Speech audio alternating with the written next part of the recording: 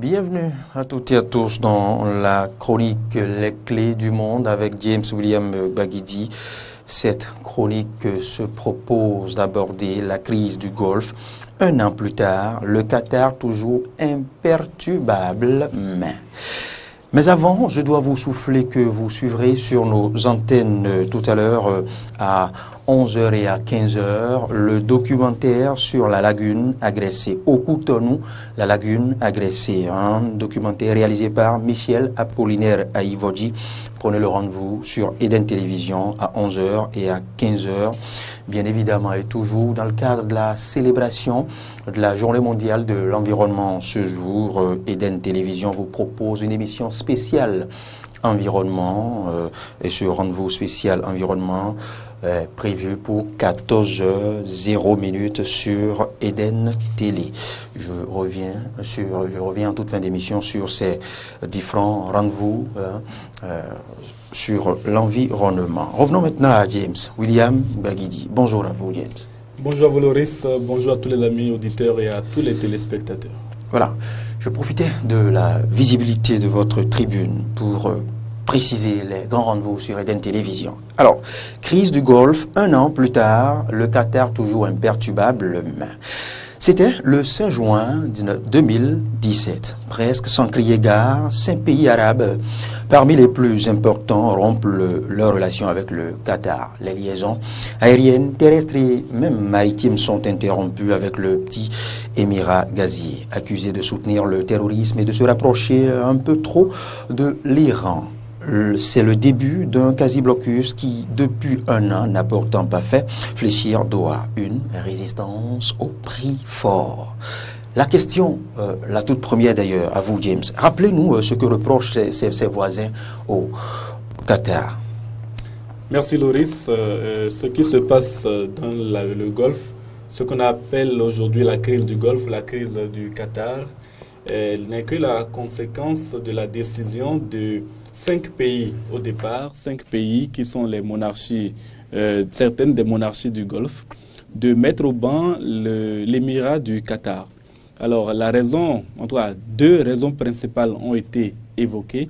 La première, c'est le soutien supposé de l'émirat donc à des mouvements terroristes, comme notamment les frères musulmans qui sont considérés comme terroristes, comme le groupe État islamique ou comme Al-Qaïda. En tout cas, pas de preuve formelle, aucune preuve formelle n'a été donnée de ces soutiens, si ce n'est que l'émirat qatari soutient effectivement les frères musulmans qui, il faut le rappeler, ont été à des élections en Égypte il y a quelques années, juste après le printemps arabe en Égypte, et ils ont remporté même l'élection présidentielle en Égypte avec notamment Mohamed Morsi élu comme président de la République.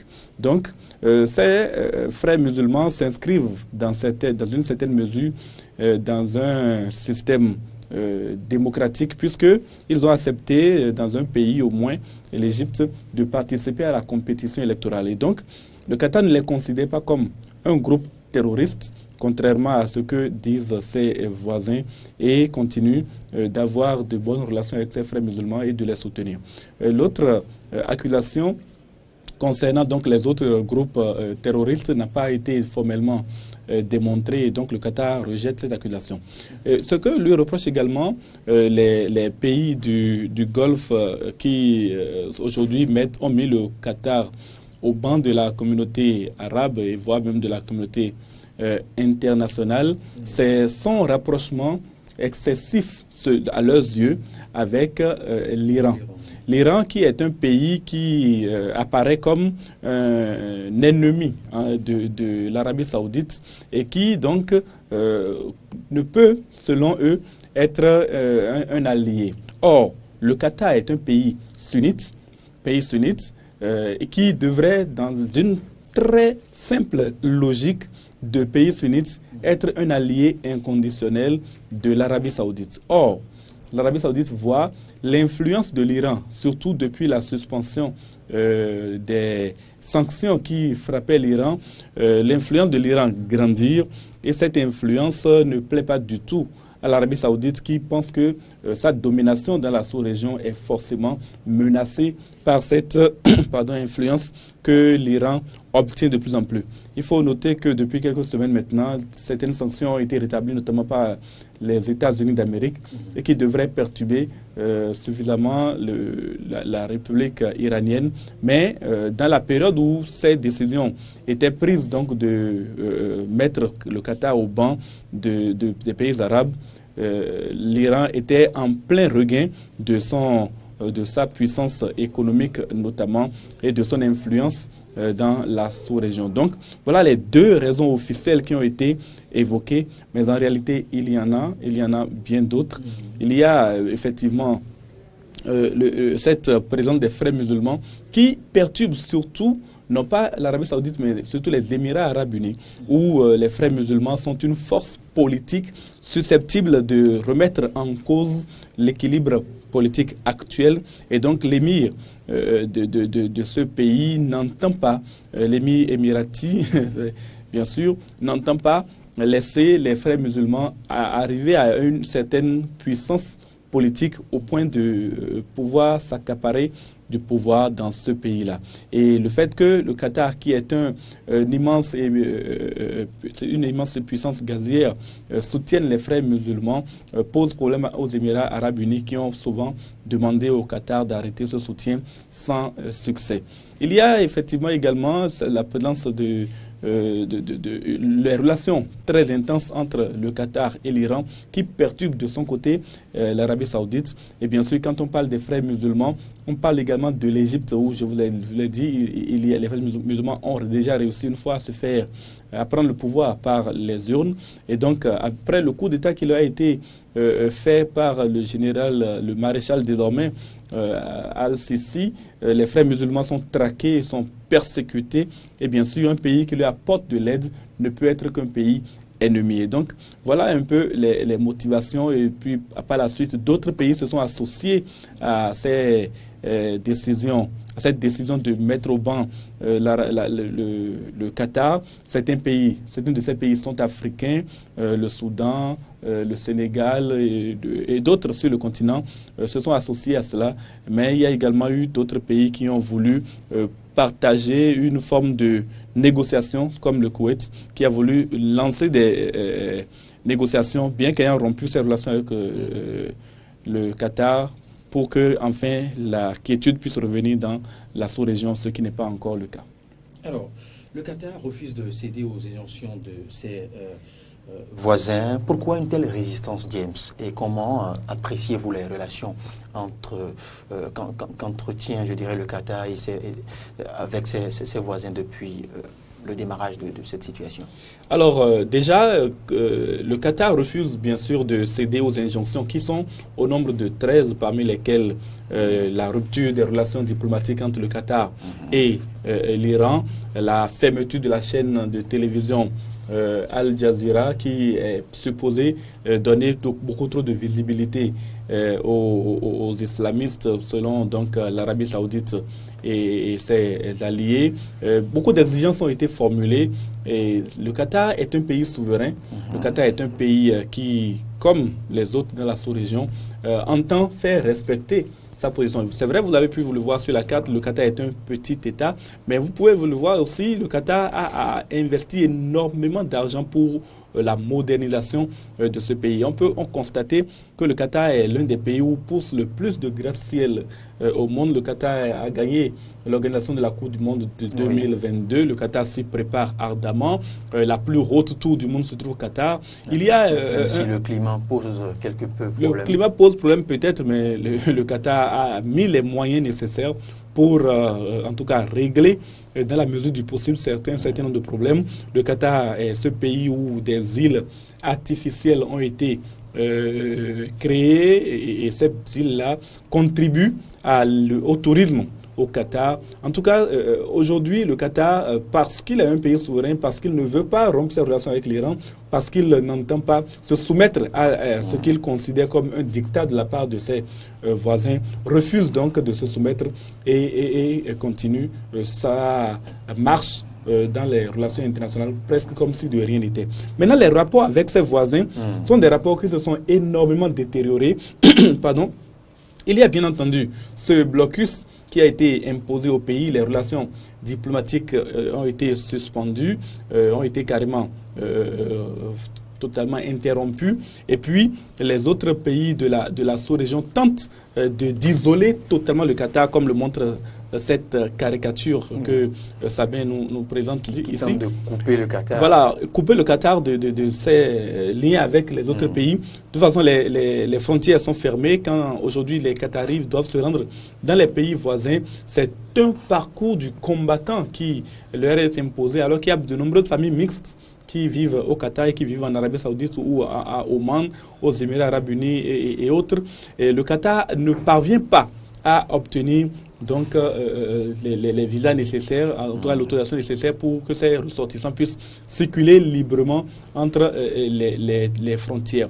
Il y a également que les relations économiques sont totalement détériorées. Il n'y a plus aucune denrée alimentaire ou industrielle n'est vendue par ces pays voisins au Qatar. Or, le Qatar s'approvisionnait, et comme on peut le voir sur ces cartes-là, le Qatar avait surtout comme voisin l'Arabie Saoudite, où avec un petit véhicule, on peut passer d'une frontière à une autre, et donc s'approvisionner. L'Arabie Saoudite ayant rompu ses relations, le Qatar est obligé de se tourner vers d'autres terres pour pouvoir obtenir ce dont il a besoin. Le Qatar a investi énormément dans le monde. On le voit sur cette image.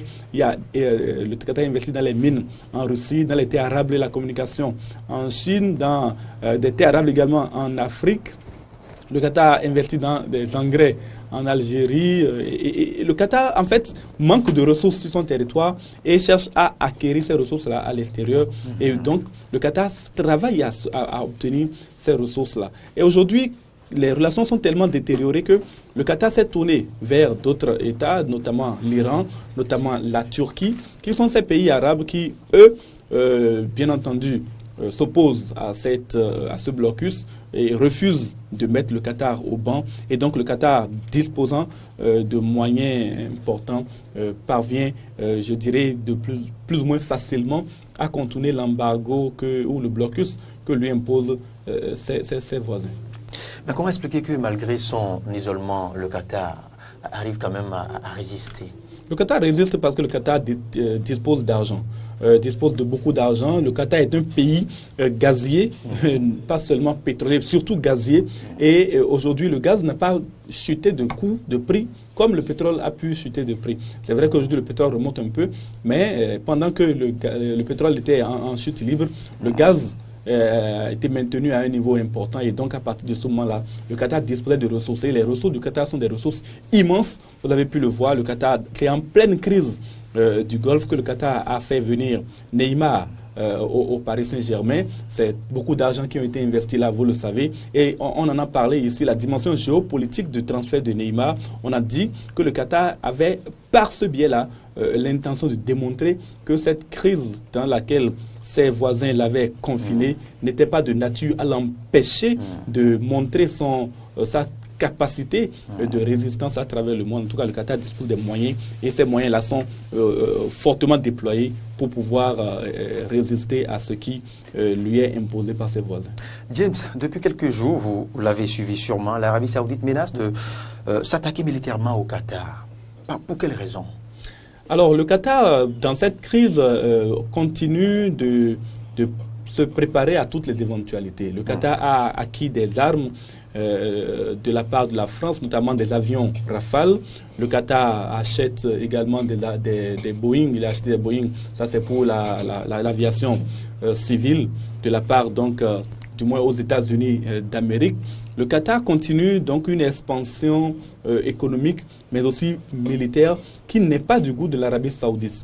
Ce qui déclenche en tout cas cette nouvelle tension, c'est que le Qatar veut se doter d'un bouclier antimissile, celui que la Russie a conçu et propose de vendre aux pays qui sont bien sûr prêts à l'acheter. Le Qatar est en position, ou s'est positionné pour acheter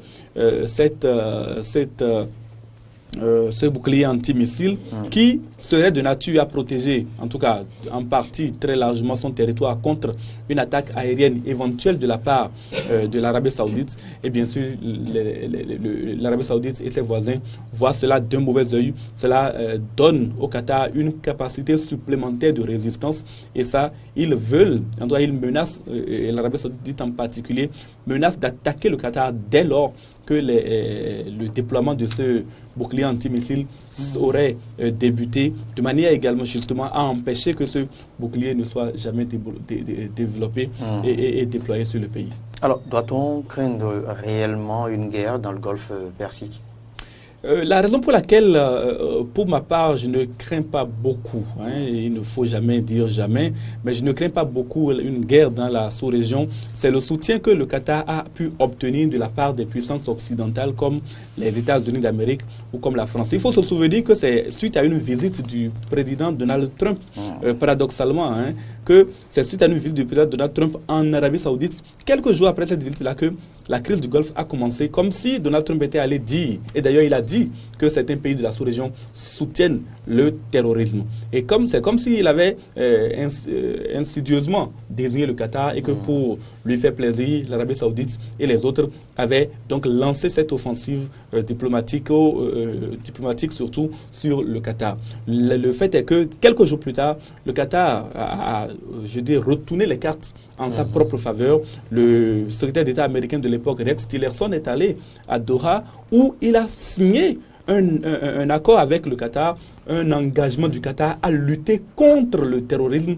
Et à cette époque-là, d'ailleurs, le ministre des Affaires étrangères du Qatar appelait les pays de la sous-région à faire comme le Qatar, c'est-à-dire à prendre l'engagement officiel de lutter contre le terrorisme, ce qui, pour le moment, n'a pas été fait par ces États-là. Et donc, ce soutien des États-Unis qui ont continué à vendre du matériel au Qatar, notamment les avions Boeing dont j'ai parlé, des armes au Qatar, notamment les Rafales que la France lui a vendues, également des armes que la Grande-Bretagne lui a vendues. Ce soutien-là est de nature à dissuader quelque peu les pays occidentaux, pardon, les pays arabes autour du Qatar de mener une offensive militaire, même si la menace reste importante et reste prégnante. Il faut également signaler qu'il y a des tentatives de négociation qui sont en cours et ces tentatives de négociation pourraient éventuellement aboutir et donner lieu à un règlement pacifique de la crise.